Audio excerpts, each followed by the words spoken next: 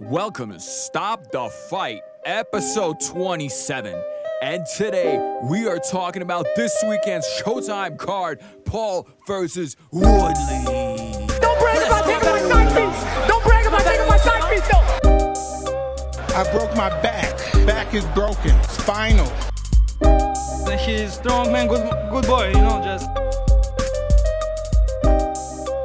It was all hee ha ha, until Ben Askren was knocked out in the first round with the, second overhand right that Jake Paul threw. It's also after Jake Paul had knocked out Nate Robinson, and so on and so on and so on.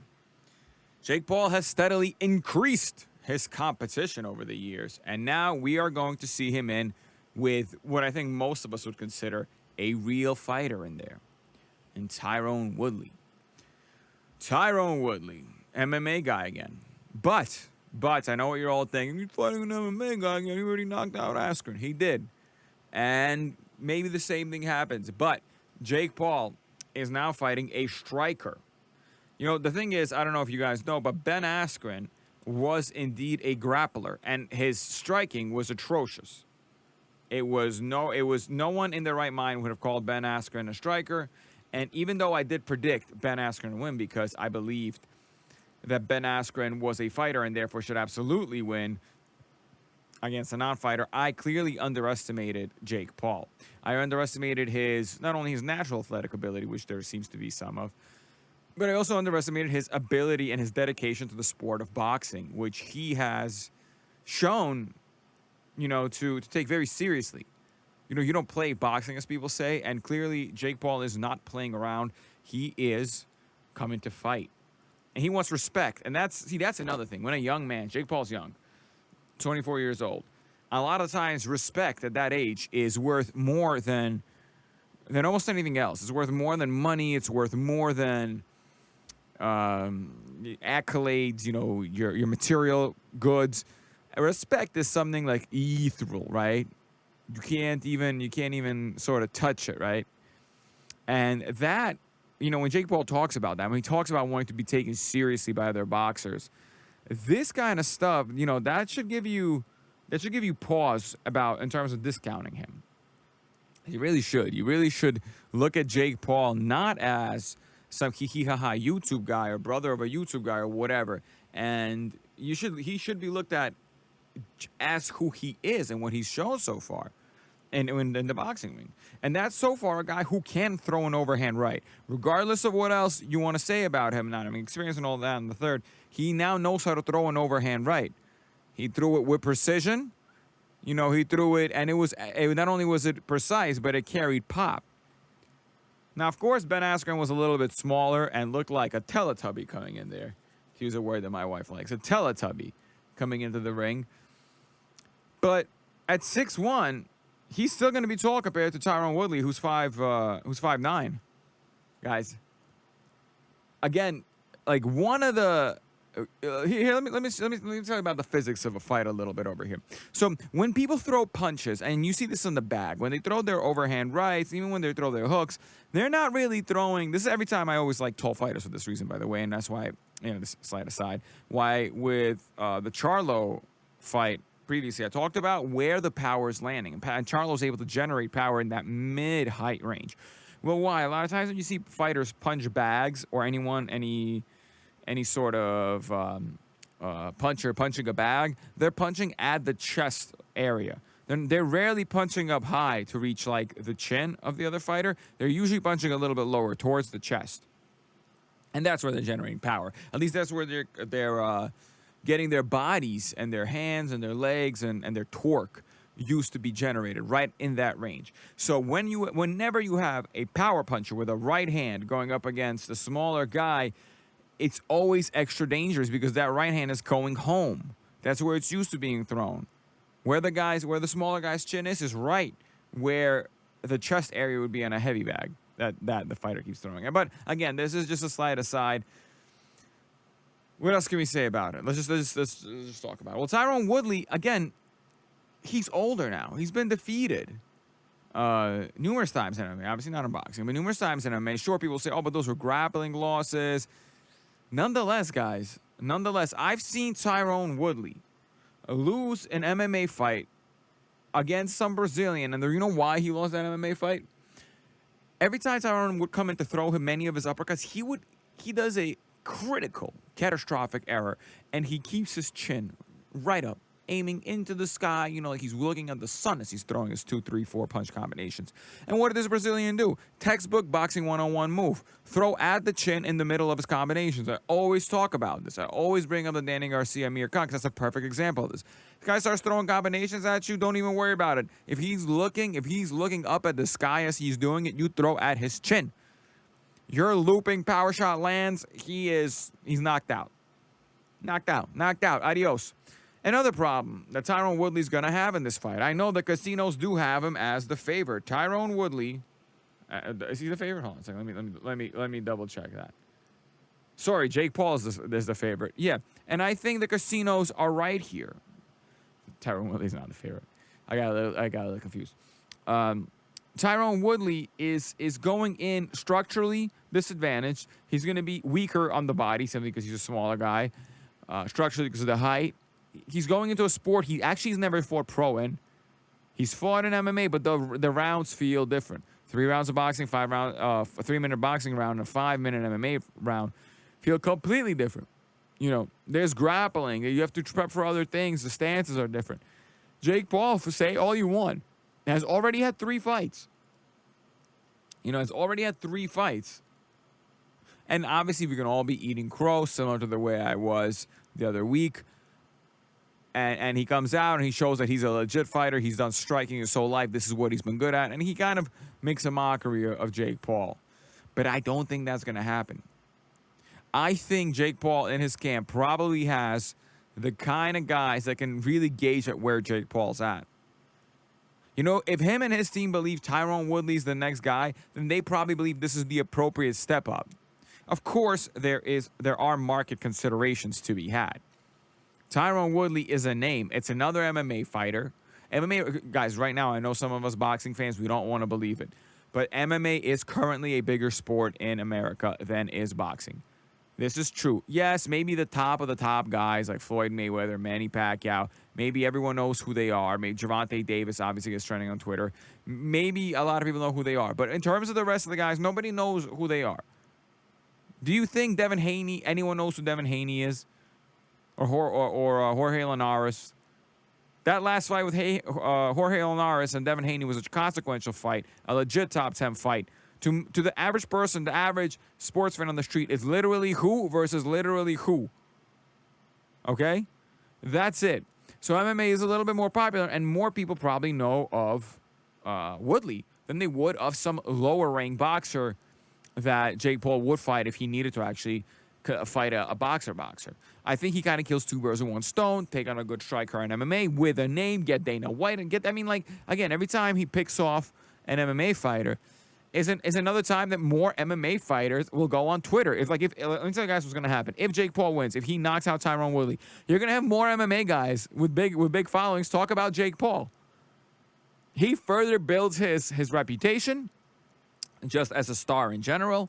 His boxing continues to improve because, MMA has good strikers, good boxers. They're not world caliber boxing boxers, but they're good boxers who, for somebody like Jake Paul, who has not boxed over his life, will learn from those. So this is almost a win-win for Jake here, especially if he wins. So, what are we even talking about here? Are we doing any analysis of the fight right now? No, because it's hard for me to give you guys an analysis of a fight in which one person has never fought in a ring. Yes, they fought in an octagon. But I told you that one fight, actually I lost money on this fight, by the way. The one fight that I seen him fight, he got knocked out. He didn't knock out, he lost. And he lost because his striking, while good, was defensively irresponsible. And a Brazilian guy, and in Brazil, they're not known to be for their striking, they're known for their grappling, was able to outstrike him. I remember that guy was bald or something like that. And now we just are faced with the last intangible coming in all this. Winners continue winning. For some reason, they find a way, and say what you want about the Paul brothers, Logan did not embarrass himself against Floyd, and Jake is now on a knockout streak. Remember, these guys, boxing and everything else, most things in life are mental. It's not just can you perform physically. It's also the mental stuff. This is the whole question about Simone, Biles and the Olympics. You quit on the highest stage. Anything you've done before that point doesn't matter when it comes to that one point. You quit. The pressure got, I don't know what it was, the ADHD meds, whatever it was. You needed some time. You cracked under pressure. And the reverse things, as you're getting better, as you keep increasing, your confidence rises, you perform better because you have no doubts. Right now, Jake Paul is an undefeated boxer, guys. He's 3-0 with 3 knockouts. He may as well be a knockout puncher. He has had one fight going to the second round. That was a Nate Robinson fight. That also ended in a highlight knockout. And Jake Paul is also, I'm not, obviously, like, this is a little psychoanalysis. I don't like this stuff. But he's with a generally more popular older brother, or I guess maybe not older brother, but more popular brother in Logan Paul. I'm sure he has his own thing to prove. Yes, Logan Paul's also boxing, but Jake Paul is clearly taken to the game. This guy is trying to box. It's all hee-hee-ha-ha until maybe he actually gets a fight in the top 10. And again, here's another reason why I like Jake Paul. Very much so. Jake Paul is bringing eyes to the sport. This whole card is hilarious and is bringing eyes to the sport. It's meant to showcase fighters. These aren't going to be competitive fights, guys, for the most part. They are not really going to be competitive fights. This is just one giant showcase to Jake Paul's kind of ascendance. Because I guarantee you, if he beats Woodley, not only will the fever pitch for a real fight be through the roof, but I think people are going to have to start taking him much more seriously as a fighter. My pick for this fight is Jake Paul. Now, on the off shot, Tyron Woodley is a significantly better striker. I'm taking the under 3.5 rounds. I believe one of two things will happen in this fight. Either Tyron Woodley realizes that Jake Paul is going to land that punch at will, land that right hand at will. He's a little bit older, a little bit smaller, a little bit weaker. He kind of gives up. Or maybe he just starts landing on Jake Paul in a way that other fighters have not. And when you're kind of, you're kind of losing in front of everybody, maybe there'll be a reason to find a way to quit. So I like the under 3.5 at -111. And that's my take. I mean, you can obviously straddle that with Tyron Woodley to win outright or to win by knockout. I don't know what it is to win outright. It's a +170. And this way you get a little bit of the upside. If Tyron Woodley maybe outboxes Jake Paul over the course of the rounds. But we'll see. We'll see. Let's move on because, we got a little bit of a show for us today. Let's move on and let's talk about, I think, the opening card. No, it's not. This is the penultimate fight. This is Amanda Serrano fighting against Yamil Mercado. Now, I don't know much about Mercado. I'm not going to play around and tell you guys how I've seen her fight. I have not seen her fight. I don't know what she fights like. But you know who I have seen fight? I've seen Amanda Serrano fight. And let me tell you guys, I'm being very honest when I'm telling you this. She is amazing. She is a boxer in there. I know a lot of people say, oh, it's a women's boxing. No, watch Amanda Serrano. Watch the way she moves. Watch the way she fights. Watch the way she punches. This is a very legitimate fighter. Really one of the best pound-for-pound fighters in the planet, I feel. Just like, I don't know, 40-1, one draw, 30 wins by way of knockout. And in women's fighting, I actually value knockouts quite a lot. I think, to generate, like a lot of women don't seem to generate much power. Amanda Serrano is creating enough power, knocking people out close to 75% rate. She's still relatively young at 32. I think she's kind of like the whole package. She looks good. So this is going to be a show. Like I said, this is going to be a showcase for card for these people for Showtime. And Amanda Serrano is going to light up Mercado. I think that's just what's going to happen. Again, these are I think these are 2-minute rounds, obviously. But I don't know much about Mercado. As a matter of fact, I don't know anything except that she's 18-2. And that's about all I know about her. But like I said, if you guys have never seen Amanda Serrano fight, this is going to be a treat. She's going to surprise you. I guarantee you. A lot of people have preconceived notions about women's boxing, and I get it. Most of the fights I do watch are very sloppy and almost unbecoming of boxing. But Amanda Serrano is not that kind of fighter. She is a very legitimate, high level fighter, pound for pound fighter. So that's what I like. And in terms of the odds. The casino has it about right. It's pretty much unbettable. Amanda Serrano minus 2,000 and Mercado at plus 1,000. I've explained this many times. That means if you bet $100 on Mercado and she wins, you win 1,000. And to win $100 on Serrano, you must bet $2,000. That's not a bettable. That's just not bettable. The way you play this, guys. Again, not financial advice. Again, guys, please, you're your own people. You make your own bets. This is not financial advice. The way you usually do this is you obviously take it in a parlay, right? This way, you take the guaranteed Amanda Serrano win, and you parlay it with whatever other thing you're very confident in. It won't boost it by much, but it gives you a little bit more. Now, who else do we got? This is actually a decent card in terms of showing people off. This one I like. This is Ivan Baranchuk versus Montana Love.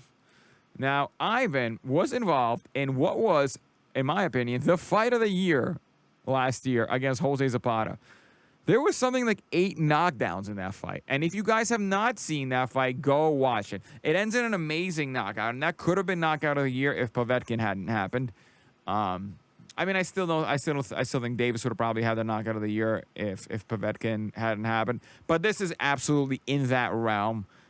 And the fight is just insane with everyone. They're going down every other round. They just keep falling, Zapata and Baranchuk.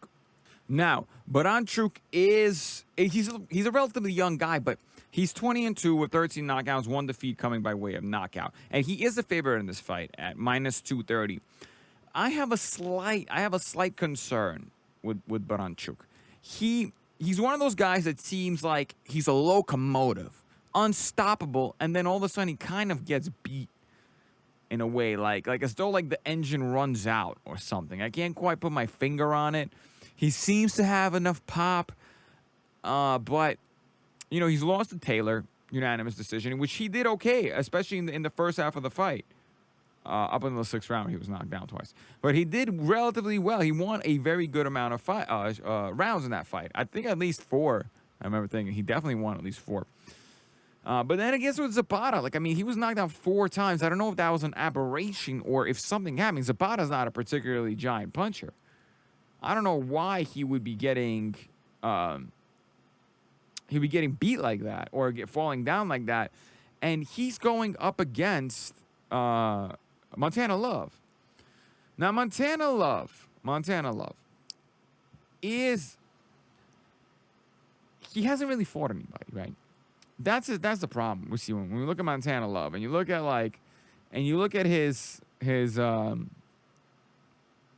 resume, and it's 8-round fights. And what does that tell you guys? This is a fighter who's jumping up in class against Baranchuk, who's fought at the world championship level for a long time. To give you an example, Baranchuk himself has had now 3 12-round fights. He's fought Yigit, he's fought Taylor, and he's fought Petrov, all 12-round fights. It means he's fought at the championship level. And he's fought former champions in Zapata, too. So in terms of experience alone, there is an ocean of depth between these two guys. Who's the best name on Love's resume? Walton? So to me it's hard to say. It's hard to choose Walton. And he is the underdog. He is the plus 180 underdog. Plus 185 underdog. So this is one of those fights where is what happened to Baranchuk last time, was it something that where his chin had cracked finally, where the steam had just run out? But he's 28 years old. That's where if he was 32, 33, I would have said, guys, you know what?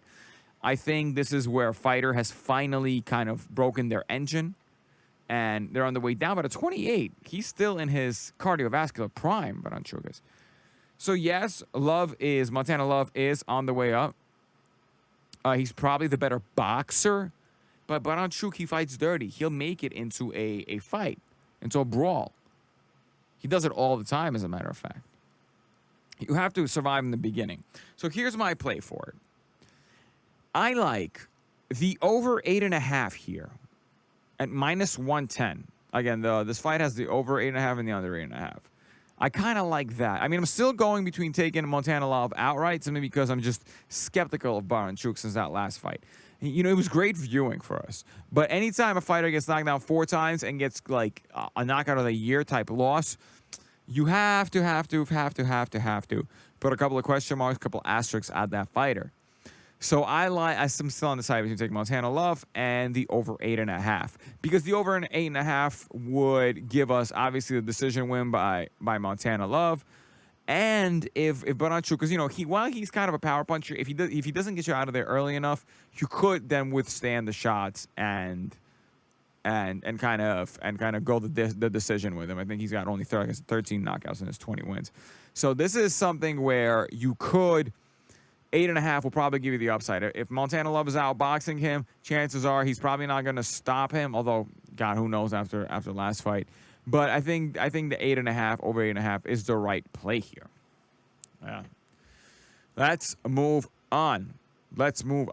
We have Daniel Dubois against Joe Cosimano. Now this one, look, Daniel Dubois is obviously being brought out here to make a statement against Joe. Let's talk about Joe. Is 19-3 with 17 wins coming by the way and a knockout. He's a big kid, 33-year-old, 6'4" kid from Virginia, USA. He's also a kid who hasn't really fought anyone with a name. He's got losses to Robert Smith, who was a 6-2 fighter. He's got a recent unanimous decision loss to Steve Vukosa, who's an 11-1 fighter. Who's over 40 years old. This is one of those fights where, Daniel Dubois is going to absolutely take his head off, I think. I think he is well in over his head. Joe Cosimano is, anyway. So, obviously, we all know about Daniel Dubois. 16-1 with 15 knockouts. This is... obviously he's a force of nature, and he's 23 years old. He's actually only getting better and stronger. That's the crazy part. And sometimes when you get like these kind of big athletic guys, and at 23, it's kind of with the same thing with Vitaly Klitschko, Vladimir Klitschko. When they were in their early 20s, mid 20s, you're like, yo, these guys are only getting better. This is the same thing with the boys. He had a good fight with Joe Joyce, and I think Joe Joyce kind of proved his career, justified his career at that point with that victory. But Dubois is young. He's only getting better. And I expect Dubois to get Cosimano absolutely out of there. Dubois is a -3,000. So obviously there's no money to be made betting on Dubois. Joe Cosimano's not beating him. I don't give a fuck if lightning strikes. Oh, sorry for the curse, guys. He's not beating him. But there's an under 1.5 at +135. And you know what, guys? I actually think the under 1.5 in this case is an appropriate bet. If I'm not mistaken, remember, guys, we made money on Dubois last time when he fought Bogdan Dino, and he got him out on the second round. And Bogdan Dino, say all you want, has fought the likes of Gerald Miller, Kubrat Pulev. He's fought a bunch of top-ranked guys, guys who fought for world championships, and he got taken out in 2 rounds. Over here against the guy who was at best a club fighter, recently lost to a 40-something-year-old, you got to worry about Assault. I think the Bois gets him out in the first round. I think this is a bloodbath. Yeah, that's how much confidence I have in this fight. Taking the under 1.5. And rounding things off, Tommy Fury, fighting against Anthony Taylor. Again, this is one of those things where I don't think what's his name, Tommy Fury's any good really, but Anthony Taylor's 0-1, guys. He's 0-1. He lost his debut by split decision. You know, he's 5'7" against the 6-foot-tall Tommy Fury. Oh, my Lord. There's no way that Tommy Fury loses this fight. You just can't imagine it, right? So he's a minus 1,400. Anthony Taylor is a plus 800. See, now over here, the under 1.5 is at plus 115. The over 1.5 is at minus 140. I actually think there's a very good chance Tommy Fury lets it go over the 1.5 or the 1 minute and 30 seconds in the second round fight. So he has had only 4-round fights, of which 2 of them went the decision, 2 of them went into the second round. You know, and everyone on Tommy Fury's resume, his first fight, 10-100. Second fight, 0-26. Second fight, 2-26. 0-11. 0-9. And he finally fought a 2-0 guy, which he took to the points. I have to believe that even if he is small, Anthony Taylor, he's probably going to take Tommy Fury more than 2 rounds, or at least 1.5 rounds, which is where we need it.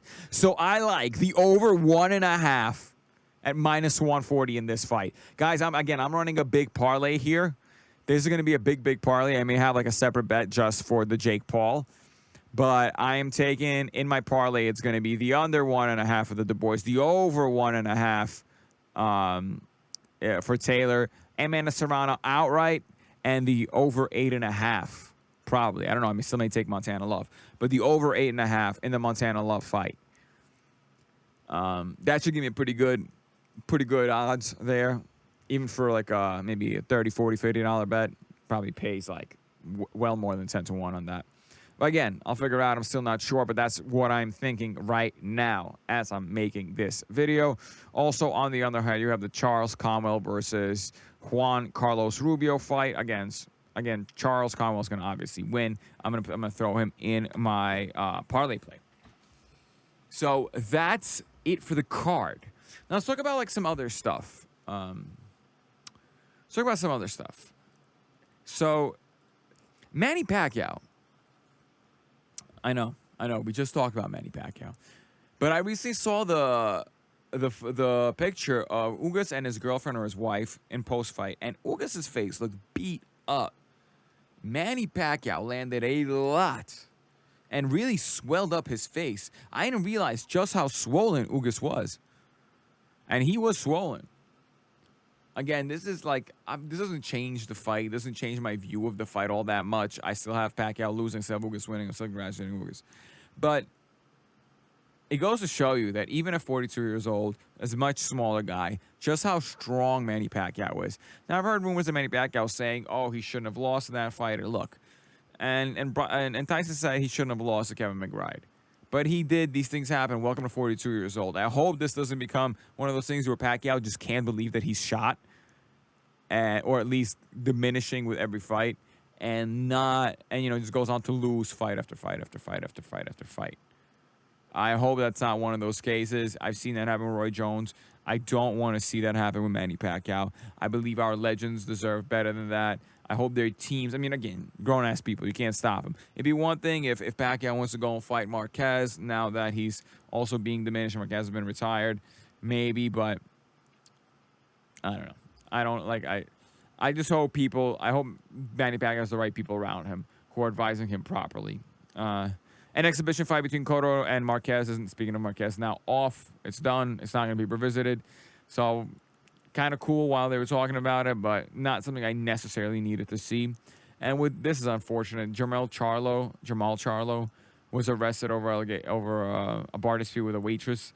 That sucks. I really hope that Charlo keeps both brothers, the talented guys, I really hope they keep their heads clear and stay out of jail. It's too easy. It's too easy, for young kids. Not even kids anymore, but for younger men to get caught up, especially fighters, to get caught up in shit they don't need to get caught up in. You saw it with Davis and stuff, and I really hope the Charlos stay out of that.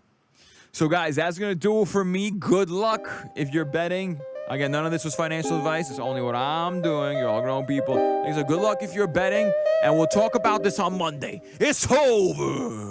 I'm going to go home and break my wife's hip. Don't brag about taking my side piece. Don't brag about taking my side piece, though. I broke my back. Back is broken. Spinal. She's strong, man. Good boy. Just.